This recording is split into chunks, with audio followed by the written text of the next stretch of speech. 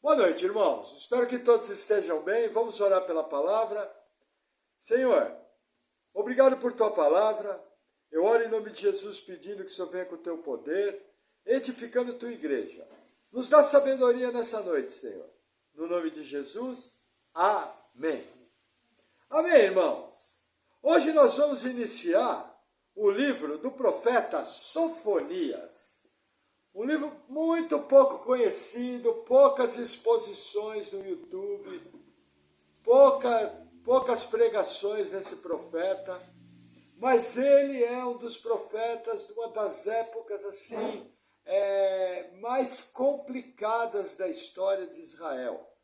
Ele vai profetizar após o profeta Naum.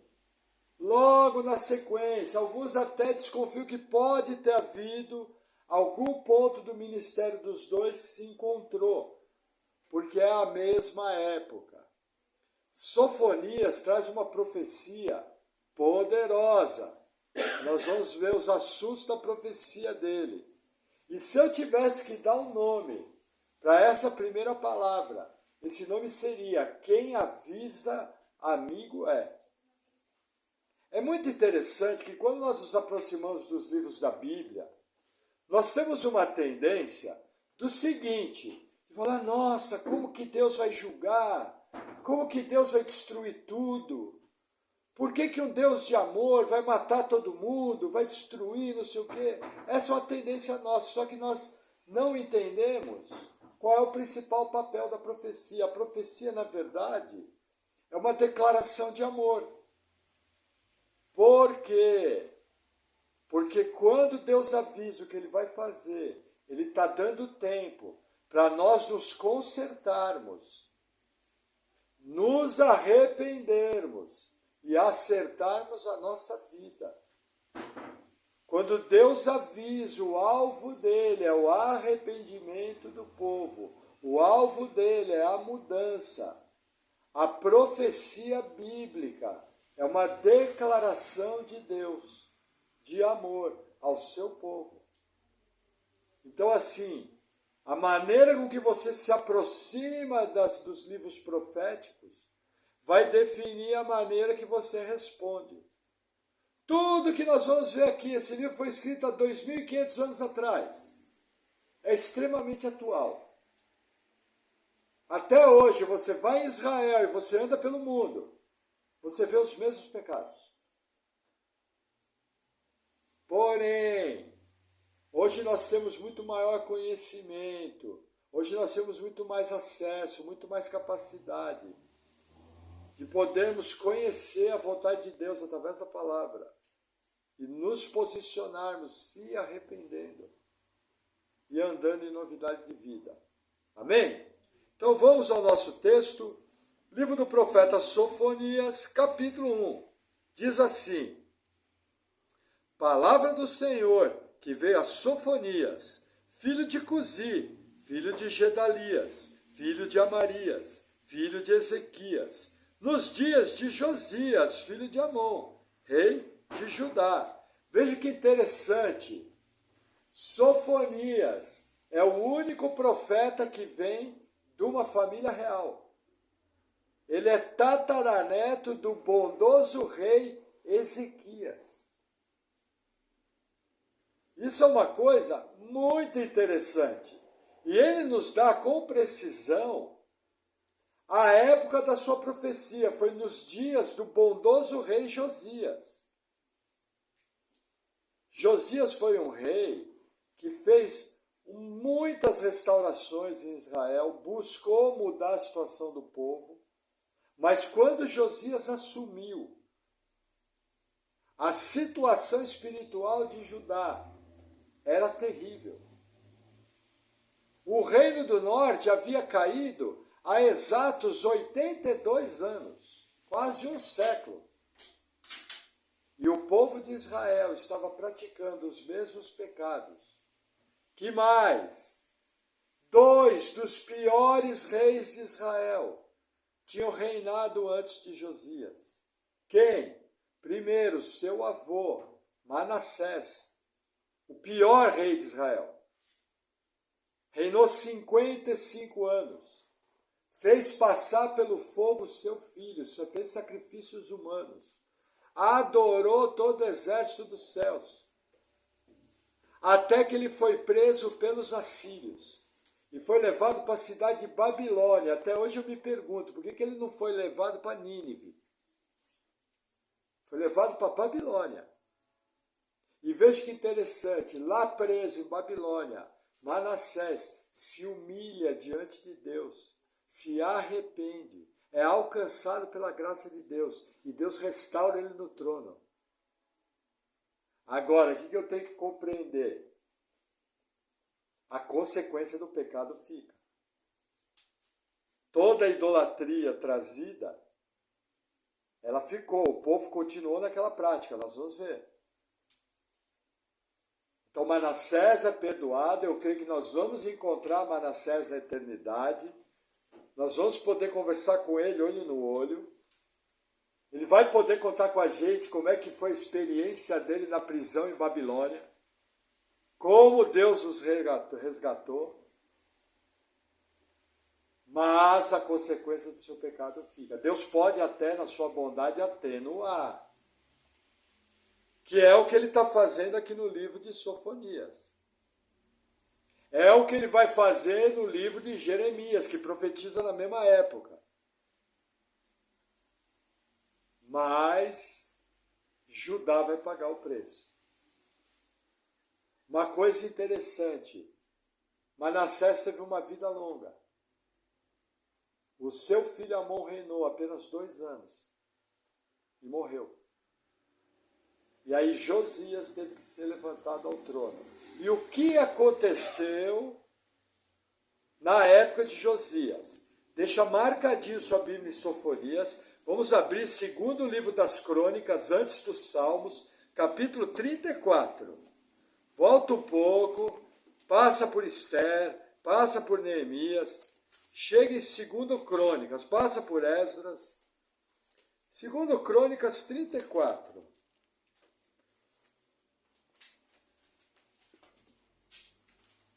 Eu vou ler a partir do versículo 3.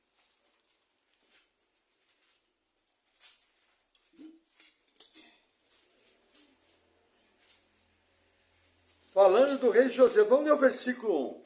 Tinha Josias 8 anos quando começou a reinar, e 31 anos reinou em Jerusalém, e fez o que era reto aos olhos do Senhor, e andou nos caminhos de Davi seu pai, sem se desviar deles, nem para a direita, nem para a esquerda. Porque no 8º ano do seu reinado, sendo ainda moço, começou a buscar o Deus de Davi, seu pai, e no 12º ano começou a purificar Judá e a Jerusalém, dos altos e dos bosques e das imagens de escultura e de fundição, e derrubaram perante ele os altares de Baalins, e despedaçou as imagens que estavam acima deles, e os bosques, e as imagens de escultura e de fundição quebrou, e reduziu a pó, e o aspergiu sobre as sepulturas dos que lhes tinham sacrificado. E os ossos dos sacerdotes queimou sobre seus altares, e purificou a Judá e a Jerusalém. O mesmo fez nas cidades de Manassés, de Efraim, de Simeão, e ainda de Naphtali, em seus lugares assolados ao redor. E tendo derrubado os altares e os bosques, e as imagens de escultura, até reduzi-los a pó, e tendo despedaçado todas as imagens em toda a terra de Israel, então voltou para Jerusalém. E no ano 18º do seu reinado, havendo já purificado a terra e a casa, enviou a Safã, filho de Azalias, e a Maacéias, governador da cidade, e a Joá, filho de Joacás, cronista, para repararem a casa do Senhor, seu Deus. Versículo 15. 2 Crônicas 35, 15. Não, peraí. Não, 2 Crônicas 34, 15. Eu errei na minha anotação. Está até grifado na minha Bíblia. E Ilquias respondeu e disse a Safã, o escrivão: achei o livro da lei na casa do Senhor. E Ilquias deu o livro a Safã. E Safã leu o livro ao rei e deu-lhe conta, dizendo: teus servos fazem tudo quanto se lhes encomendou. Versículo 19. Sucedeu que, ouvindo o rei as palavras da lei, rasgou suas vestes. Até aqui. Irmãos, qual é o quadro?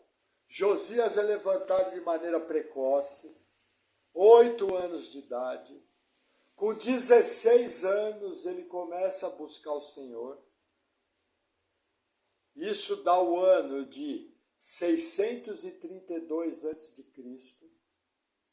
Aí, com 20 anos de idade, ele começa a purificação de todo Israel.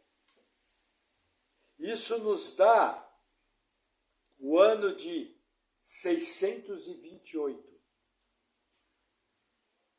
Os historiadores entendem que Sofonias já tinha começado a profetizar. Curiosamente, os historiadores entendem que 2 anos após o início das reformas de Josias, profeta Jeremias vai começar a profetizar também, em 626. Nós estudamos que em 612 Nínive caiu. Nós estudamos que o profeta Naum profetizou provavelmente em torno ali de 640, na mesma época. Deus está movendo poderosamente na terra. Quando a atividade profética vem, é bênção de Deus.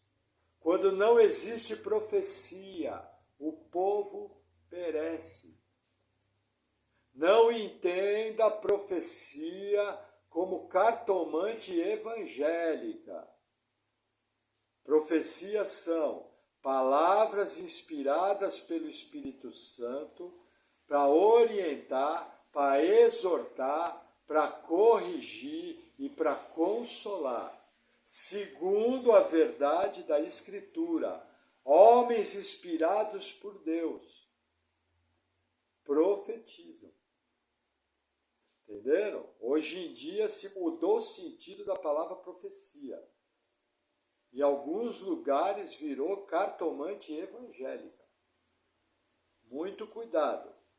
Deus pode revelar algo sobrenaturalmente? Sim, Ele é Deus, Ele faz o que Ele quiser. Mas esse mesmo Deus tem regras. E esse é um mover extraordinário de Deus. Não acontece a todo momento. É só ver a realidade da Bíblia. Agora, o que nós estamos vivendo aqui? Assim que ele purifica, faz uma campanha que ele purifica tudo, tanto Judá como Jerusalém. Ele manda reformar o templo. Assim que Uquias de Safã começa a reformar o templo, naquelas coincidências que Deus promove, e Uquias encontra o livro da lei. Até o livro da lei tinha sido perdido. Você imagina você viver num país sem Bíblia? Ainda mais se esse país se diz povo escolhido do Senhor. Não tinha Bíblia. E aí Uquias entrega para Safã. Safã, como escrivão do rei, lê para Josias. Josias rasga as vestes, sinal de protesto. E percebe, nós estamos fritos, nós estamos perdidos. Só que ele tem uma atitude de reforma religiosa total.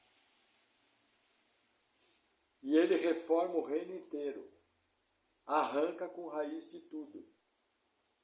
Esse é o ambiente em que foi publicada a profecia de Sofonias, onde foi proclamada a profecia de Sofonias.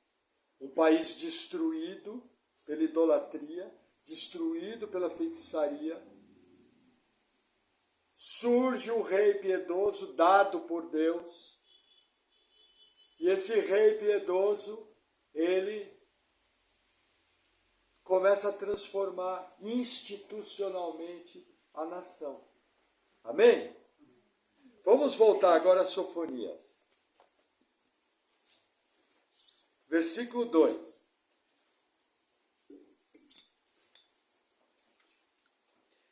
Hei de consumir por completo tudo de sobre a terra, diz o Senhor. Consumirei os homens e os animais, consumirei as aves do céu e os peixes do mar, e os tropeços, juntamente com os ímpios. E exterminarei os homens de sobre a terra, diz o Senhor. O que Sofonias começa a anunciar? Ele começa a anunciar juízo sobre toda a terra. A ordem aqui, se você prestar atenção, é a ordem da criação dos Gênesis. Peixe do mar, aves do céu, criação, todos os homens, a mesma ordem que você tem ali na criação do Gênesis, capítulo 1. Você vê aqui, o que é essa figura? Essa é uma figura de que o Criador do universo vai destruir a sua criação. E por que eu sei que essa é uma profecia sobre toda a terra? Porque está falando do extermínio de todos os homens. Hoje, com o livro do Apocalipse escrito, nós sabemos que isso é uma promessa de Jesus. Jesus prometeu, Jesus garantiu que todos os ímpios vão ser exterminados e lançados no lago de fogo. É uma promessa do Todo-Poderoso. Então aqui nós estamos lidando com o chamado Dia do Senhor, que aparece no Antigo Testamento e aparece no Novo Testamento. A profecia começa com Sofonias falando, eu vou destruir os ímpios de toda a terra. O que o povo de Judá deve ter feito quando ouviu a profecia? Oh, palmas, glória a Deus! Os ímpios serão destruídos. Toda maldade vai cessar. Agora o reino de Deus vai vir. O Todo-Poderoso vai reinar. Sua luz vai se estender sobre toda a terra. Provavelmente falou isso. Irmãos, é uma boa expectativa passar a eternidade com o povo de Deus. É uma ótima expectativa viver pela eternidade no reino de Deus. Mas a coisa não funciona bem assim. Deus tem seu modo, Deus tem seu método. E a profecia de Sofonias continua, versículo 4.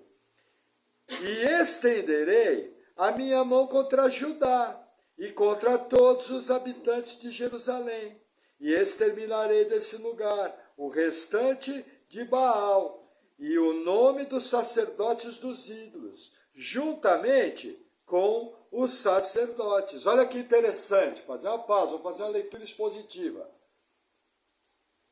Havia iniciado a reforma religiosa. Só que reforma religiosa não muda coração. Se hoje o presidente Lula falar a partir de agora, o cristianismo protestante é a religião oficial do Brasil, em todos os prédios públicos vai ter culto, e todo mundo vai ter que fazer parte. O Brasil vai virar uma nação cristã? Não. Porque as pessoas vão lá para o prédio público obrigado. Apesar de eu achar que seria uma bênção o nosso presidente fazer tal declaração. Glória a Deus por isso. Bendita é a nação cujo Deus é o Senhor. Mas assim, mudança institucional. Não muda coração. É impossível. Então o que aconteceu? O povo estava na prática de idolatria, inclusive no culto a Baal. E o culto a Baal, nos seus extremos, fazia até sacrifícios humanos, não apenas o culto a Moloque. Isso aqui é continuidade dos pecados de Manassés e Amon. Mudou o governo, mudou o culto, mas não mudou o coração do povo. Mas Deus fala, ó, vou punir todos os idólatras, inclusive os sacerdotes. E ele continua, versículo 5.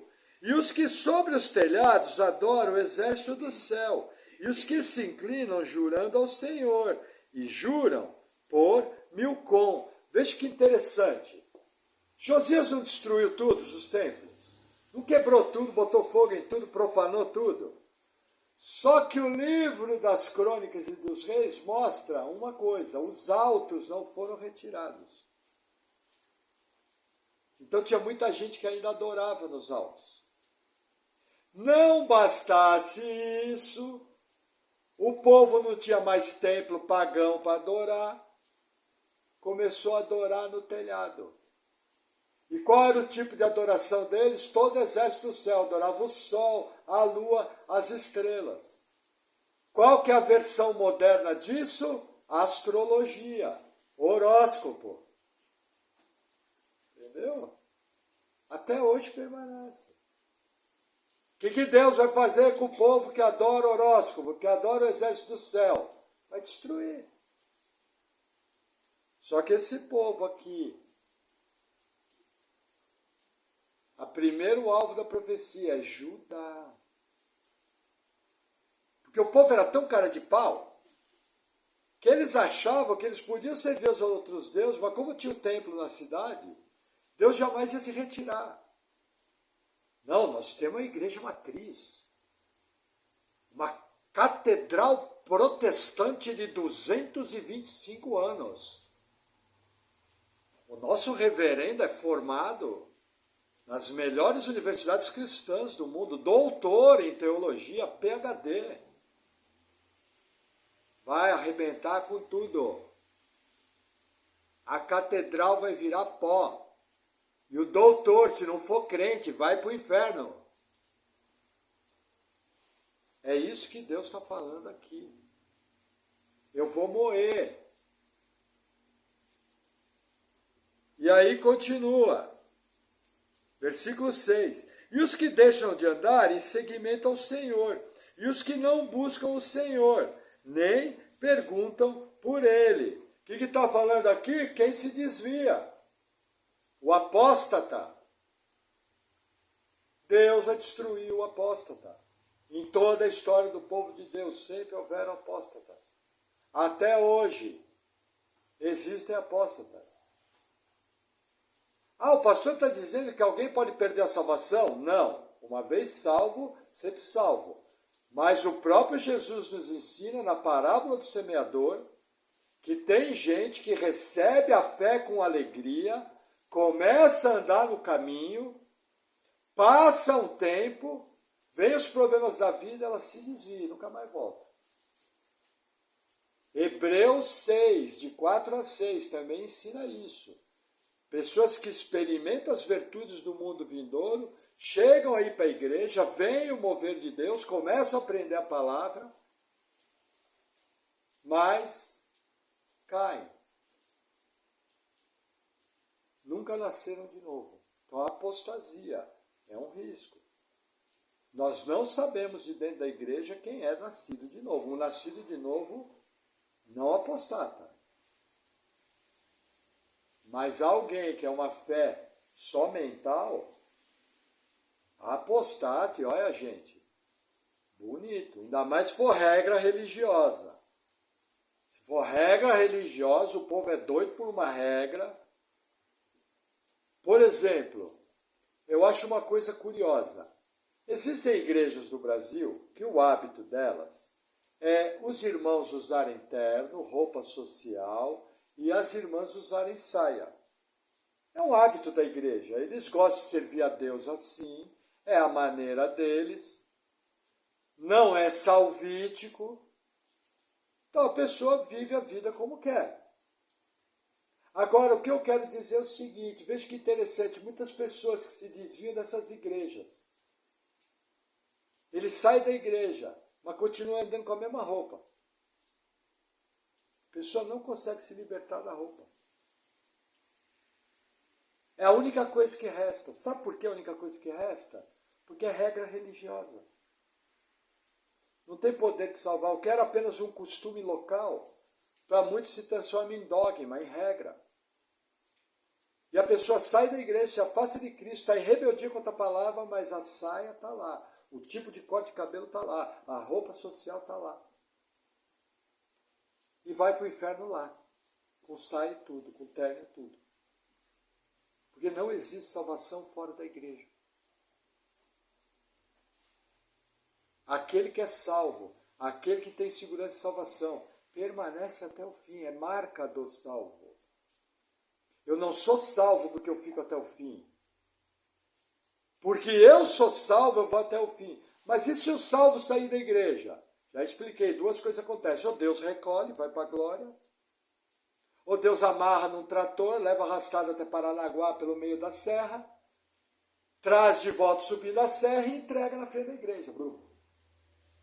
O saco de batata gospel. Mas volta sem os dedos, volta sem o nariz, volta sem as orelhas, mas volta. Não tem, gente. Ninguém é mais duro do que Deus. Aquele que começou a boa obra há de terminá-la. Se não recolher, traz de volta. Agora apóstata, Deus vai pulverizar. E aí o texto continua, versículo 7. Cala-te diante do Senhor Deus, porque o dia do Senhor está perto, porque o Senhor preparou o sacrifício e santificou seus convidados. E acontecerá que, no dia do sacrifício do Senhor, castigarei os príncipes, os filhos dos reis e todos os que se vestem de trajes estrangeiros. Olha que interessante. O dia do Senhor é dia de juízo. O que acontece no juízo? Dois povos. O povo salvo que vai estar fazendo festa, que é o que está aqui, versículo 7. Olha que interessante, aqui tem eleição. Ó, final do versículo 7, o Senhor preparou o sacrifício e santificou os seus convidados. Convidado para quê? Para a festa do grande dia. Então tem um povo salvo aqui. Só que juízo não é apenas festa. Juízo é destruição. Aí no versículo de baixo, Deus fala que vai destruir os poderosos. E aqui tem uma frase interessante. Os que se vestem em trajes estrangeiros.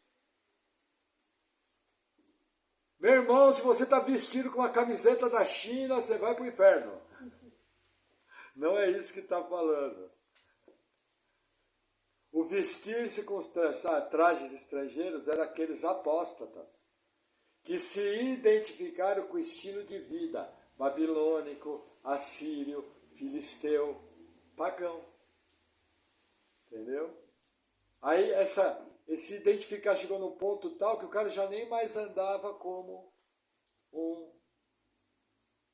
um verdadeiro israelita. Irmãos, roupa não salva ninguém. Mas roupa mostra se você tem vergonha na cara ou não. Isso é algo para se pensar. Tem pessoa dizendo aí que é crente que está envergonhando o evangelho. Eu não entendo, veja, que seja obrigatório uma saia. Mas a palavra lá do original que fala as mulheres, e lógico serve para os homens, se ataviam em traje idôneo, original ali, a minha pronúncia do grego é terrível, mas dizendo como está escrito, é katastole. E lá é uma roupa larga que não fica marcando o corpo, com sensualidade. Então você pode ter certeza, irmão. Deus vai punir a sensualidade. E se é povo de Deus, vai punir também. Ah, mas eu sou nascido de novo. Beleza, você vai ver o seu galardão onde é que vai parar. E você, mulher, e você, homem, filho de Deus, que através da sua roupa induziu o irmão ao pecado, você vai ver a consequência disso. Você vai responder diretamente para Jesus. Porque as suas obras vão ser julgadas. Isso é algo para se pensar. Continuando, versículo 9. Castigarei naquele dia todo aquele que salta sobre o limiar, que enche de violência e engano a casa dos seus senhores. Olha que interessante. Primeiro Deus vai punir a violência.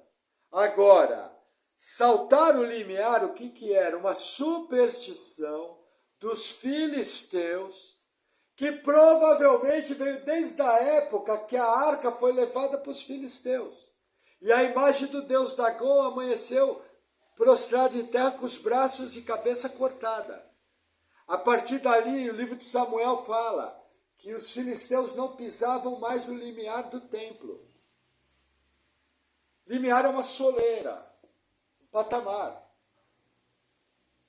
Só que os israelitas mantinham essa superstição. Sabe? Fitinha colorida, superstição gospel, sal ungido, sabonete santo, travesseiro ungido, fitinha do Bonfim, terço, amuleto, simpatia. Deus vai julgar tudo. Não vai ficar nada. Pastor, tem crente que é místico, olha o que mais tem. Algumas igrejas praticam feitiçaria gospel. E querem chamar aquela aberração de cristianismo. Não é assim. Cristianismo é aqui, Bíblia, letra preta no papel branco. Está tudo muito claro, está tudo muito nítido. Andar em santidade, buscar o Senhor, consagração, vir para a igreja, bom testemunho, evangelho sempre pregado, palavra de Deus sendo ensinada, qualquer coisa fora disso, começa a ir para a feitiçaria gospel. Tudo que está fora da palavra, começa a ir para a feitiçaria gospel. E Deus vai punir. E aí o texto continua, 10. E naquele dia, diz o Senhor, far-se-á ouvir uma voz de clamor desde a porta do peixe e um uivo desde a segunda parte, e grande quebrantamento dentre os outeiros. Uivai vós, moradores de Mactés, porque todo o povo que mercadejava está arruinado. Todos os que estavam carregados de dinheiro foram destruídos. O que está falando aqui? Primeiro, o juízo vai ser sobre toda Judá. Tudo. Vocês perceberam que o profeta ele alterna? Tem hora que ele fala do dia do Senhor sobre todo mundo, e tem hora que ele fala especificamente sobre Judá. É linguagem profética. Mas aqui ele está dizendo que toda Judá vai ser punida. Ele vai mais longe. Olha, vocês que enriqueceram, vocês que ganharam dinheiro, o dinheiro de vocês não vai servir para nada. Pastor, quer dizer que tudo que eu estou fazendo na minha vida para enriquecer não vai servir para nada? Não vai servir para nada. Caixão não tem gaveta. E a única moeda que vai ter lá no céu são as suas boas obras como cristão. Ajuntai tesouros no céu, onde a traça não come, o ladrão não rouba. Se você está gastando sua única vida aqui na terra para enriquecer, você está num projeto falido. Ah, o pastor é contra dinheiro? Não, eu sou contra você servir a Mamon, Deus do dinheiro. Eu sou contra a ganância. Dinheiro é bom, dinheiro tem seu lugar, mas espera lá. Cuidado. Não vai escapar. E aí o texto continua, deixa eu tomar um gole d'água, versículo 12.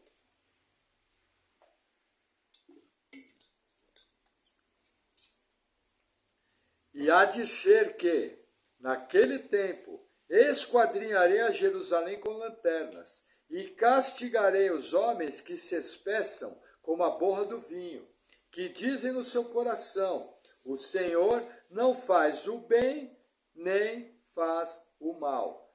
Irmãos, esquadrinhar com lanterna é o seguinte, imagina um lugar escuro, Deus pegando uma lanterna poderosa, procurando um por um. Deus sabe todo mundo que já viveu e vive na terra? Vai procurar um por um. Ninguém escapa. Ninguém escapa. E aí, a Bíblia traz uma figura aqui muito interessante. Aqueles que dizem que Deus não faz nem mal nem bem. Olha que interessante. Essa visão permanece até hoje. É o chamado deísmo. O que o deísta acha? Existe Deus. Mas ele não faz nem mal nem bem. Nossa, pastor, graças a Deus que eu não sou deísta, eu sou crente, protestante, evangélico, batizado nas águas. Graças a Deus, meu irmão, tem certeza? Porque eu vou dizer uma coisa para você, você não é deísta. Mas quando você se aproxima da lei do Senhor, ouve o que está escrito lá e não dá nem bola, Você está fazendo a mesma coisa, o Senhor não faz nem mal nem bem. O que está escrito na Bíblia é mero enfeite. O que está escrito na Bíblia é porque Deus quis escrever. Mas não vai vir consequência. Meu irmão, vai. Não pense que você vai ouvir algo da palavra de Deus e vai desdenhar, e não vai dar nem bola, e sua casa não vai cair. Vai cair sim. Nossa, pastor, que bom que isso aqui é o dia do Senhor. É verdade, mas e se você morrer amanhã? Quando que vai acontecer o dia do Senhor? Amanhã. Entenderam? Irmãos, cuidado. As coisas do Senhor nos chamam a responsabilidade. Está cheio de crente que ouve a palavra, fica abanando com a cabeça e não tem a mínima intenção de obedecer. São esses aqui. Deus vai destruir. Deus vai punir. Amém? Versículo 13. Por isso serão saqueados os seus bens, assoladas suas casas, e edificarão casas, mas não habitarão nelas, e plantarão vinhas, mas não lhes beberão o vinho. Olha que interessante, isso aqui é Deuteronômio 28 puro. Consequência de desobediência. Qual é essa figura aqui? Aconteceu isso aqui na queda de Jerusalém, invasão babilônica. Entendeu? Essa profecia aqui se cumpriu já. Agora é lógico, no dia do Senhor, se os elementos se desfarão como fogo, vai haver muita destruição de imóveis, de tudo. A gente vê essas figuras. Só o terremoto vai abalar todo mundo. Os prédios vão cair, as cidades vão ruir. Mas essa profecia você percebe a aplicabilidade dela tanto no presente de Sofonias como no futuro. E aí o texto continua, versículo 14. O grande dia do Senhor está perto, sim, está perto, e se apressa muito. Amarga é a voz do dia do Senhor, clamará ali o poderoso. Aquele dia será um dia de indignação, dia de tribulação e de angústia, dia de alvoroço e de assolação, dia de trevas e de escuridão, dia de nuvens e de densas trevas, dia de trombeta e de alarido contra as cidades fortificadas e contra as torres altas. Aqui, o profeta usa uma figura, o tempo todo nesse capítulo ele aumenta tudo. Entendeu? Sempre ele aumenta. É como, sabe, subir para cima. Não é a figura correta de falar. Mas pode ver aqui tudo aumentando. O que o profeta está querendo dizer? Através de uma linguagem poética, ele está querendo dar a grandeza do que vai acontecer. Tudo isso que está descrito nesses 3 versículos, nós temos descrito em relação ao dia do Senhor, em outros textos da Bíblia, de maneira muito clara. Livro de Joel, livro de Zacarias, livro do Apocalipse. Algumas coisas Jesus falou, algumas coisas Paulo falou, algumas coisas Pedro falou. Isso aqui não é novidade para ninguém. Vai ser assim. Quando o dia do Senhor chegar, não vai haver escapatória, não tem como sair. Irmãos, existe uma discussão quando vai acontecer o arrebatamento. Nós entendemos que o arrebatamento acontece na 7ª trombeta, na última trombeta, bem próximo ao fim da tribulação. Tem gente que pensa diferente, mas não importa, porque todos pensam uma coisa igual. O dia do Senhor vem, e quando vier, Deus vai moer tudo. Independente da visão de quando acontece o arrebatamento, Deus vai moer tudo. E não vai escapar ninguém. Todo mundo vai ser colocado diante do Deus Todo-Poderoso.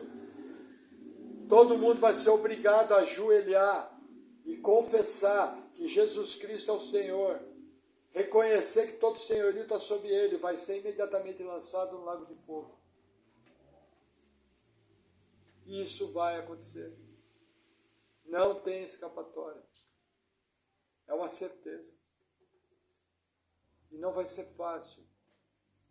Agora, para nós que tememos a Deus, nada melhor que aquele que habita no esconderijo do Altíssimo, a sombra do Onipotente descansará.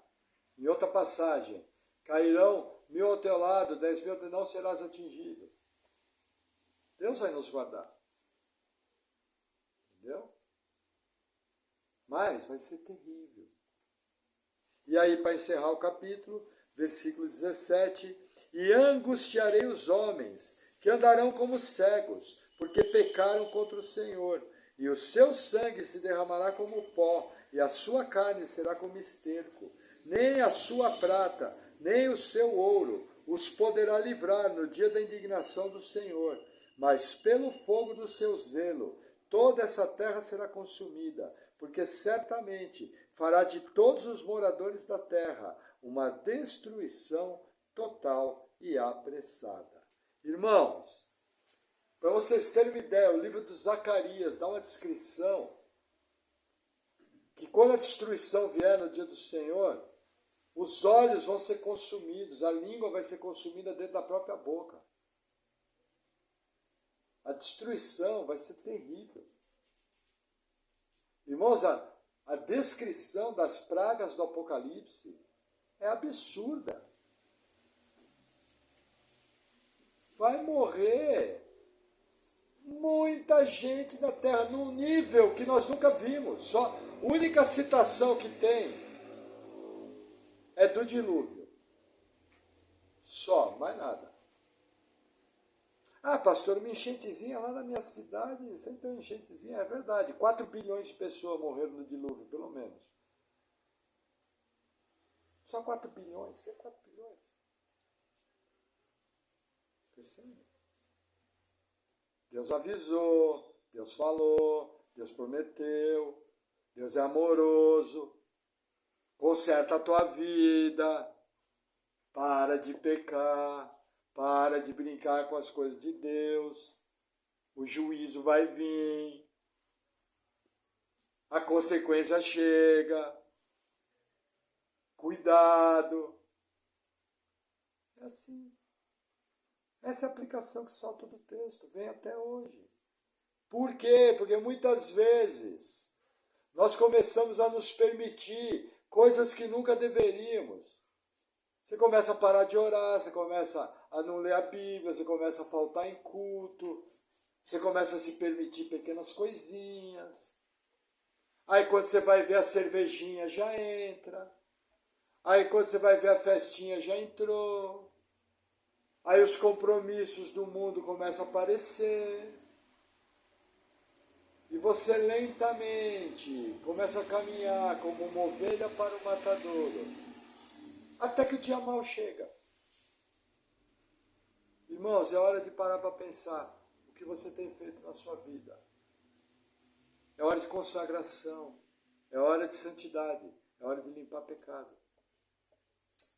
Amém? Que mais? Veja, o perigo da mornidão espiritual. Ô bando de crente frouxo, não é nem quente nem frio. Irmão, se você é morno, lembra de Laodiceia. Estou a ponto de vomitar-te. Só que eu só vomito aquilo que me dá nojo. Jesus tem problema com gente morna. Ele vomita.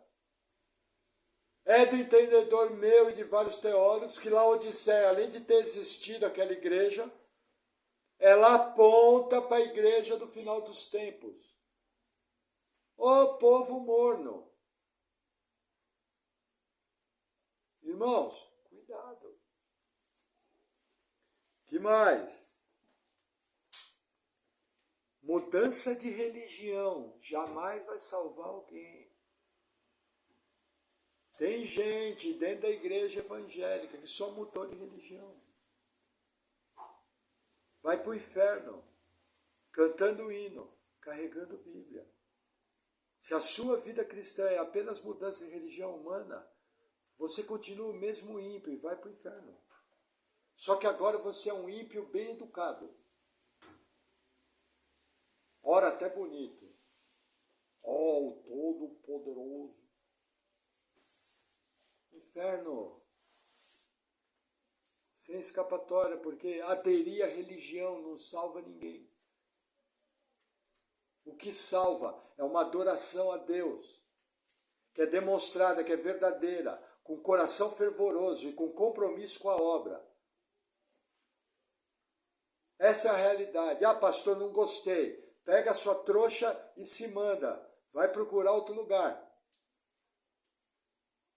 Porque isso é cristianismo. Cristianismo é para ser vivido de verdade. É melhor chegar para Deus e falar, Deus, não presto mesmo. Deus, coitado de mim. Não consigo dar 2 passos certos. Opa! Aí você deixou de ser morno. E falou a real para aquele que pode resolver o seu problema. Mas tem que ser sincero. Tem que reconhecer. Tem que falar a verdade. Tem que querer mudar. É isso. Entendeu? Gente, maior encrenca do que eu não tem. Mas você tem que ter a humildade e falar, Deus, estou errado, errei, me ajuda, não quero. Deus sabe se é sincero ou não. Agora vai pagar de crer. Não, eu sou pastor, conheço a Bíblia de ponta a ponta. Nos últimos anos, todos os anos eu li a Bíblia, de capa a capa. Ah, que legal, vai fazer leitura lá no inferno. Ainda vão tomar a Bíblia do São Leão. Não sei se vai ser assim. Falei porque foi a imagem que veio. Que mais?